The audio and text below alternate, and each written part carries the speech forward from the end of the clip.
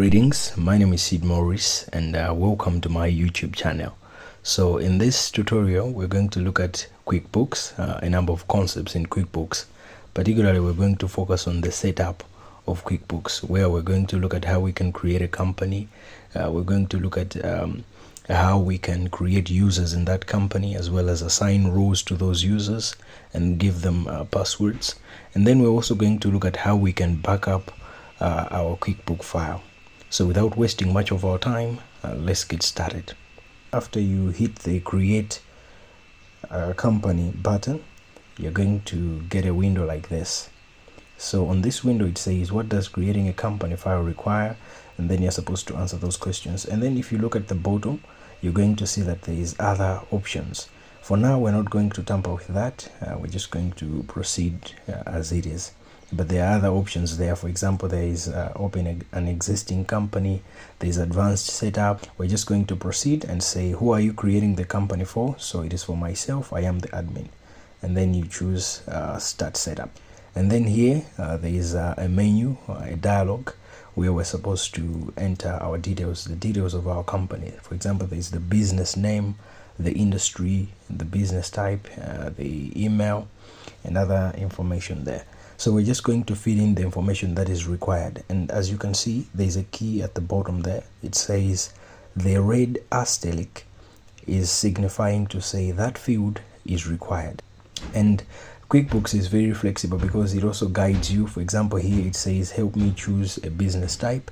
So we're going to choose one business type there, and then we create a company. So our company is created. Now we're going to proceed to the company menu, the company tab. So there we're going to select users. We want to set up users and roles now. After the company has been created, we need to set up the users and the roles. So after we hit the set up users and roles, we get this dialog box. And as you can see, we have two tabs. We have the user list at the very top and the lower list. And by default, you can see that there is one user there. It says admin.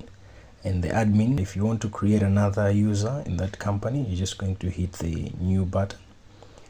And then if you hit the new button, you're going to specify the username of that other person, the password, and then you're going to confirm that password. And then after that, you're going to select the role. So we have a number of roles there: accountant, account payable, account receivable. We're going to select one, and then we proceed. As you can see, we've created Martin there, and also we specified the email address for that user. So yeah, we have our user created. So now we have the admin and the other user that we created. And if you go on the admin and then you hit the edit, we have the edit button here. So if you're on the admin and then you go to edit, you're going to see that it displays this edit user admin. So there's the username admin, and then there's a place for us to enter the password for the admin. So by default, the admin does not have a password, so we have to set up a password for that admin. So that's what we're going to do here, and then we're going to confirm the password and then OK. And then just to verify if what we've done has truly made effect, we're going to close the company. So we go to file and then we say close company or log off. We want to try logging in now using the credentials, and then we're going to open our company. It's this first one, the Sid Computers, and then we open. And now the username, it says admin, and now you can see that there is a password. So for the admin to log in, there has to be a password. So I'm going to enter the password that I set, and then there we go. And now another thing that I want to show you is the backup. So by ISO, you are required to do a backup file, and sometimes it says you have to save it with your name. So first of all, we're going to create a folder here, and then I'll just name it QuickBooks Backup. And then I'm going to go back to QuickBooks, and then I'll go to File, the File tab, and then I'll point to Backup Company. So when you backup company, you see create local backup. So we're going to hit create local backup, and then there's this other dialog box. It says create backup. Do you want to save your backup online, or so we're going to choose local backup because we want it to be saved on our device. So you choose that, and then we proceed. And then it tells us to say, tell us where you want to save your backup copies.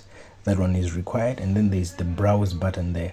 So you're going to hit the browse so that you should locate the folder that we created. So this is where most students don't get it right.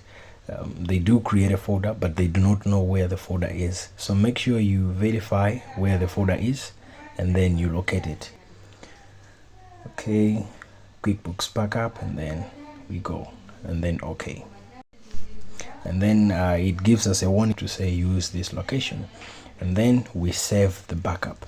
And then if you go back to the folder, you're going to find that there is Sid Computers backup file there. So yeah guys, that's how we can do it. If you like this tutorial, please do subscribe to my YouTube channel, and also please leave a like, a share, and a comment.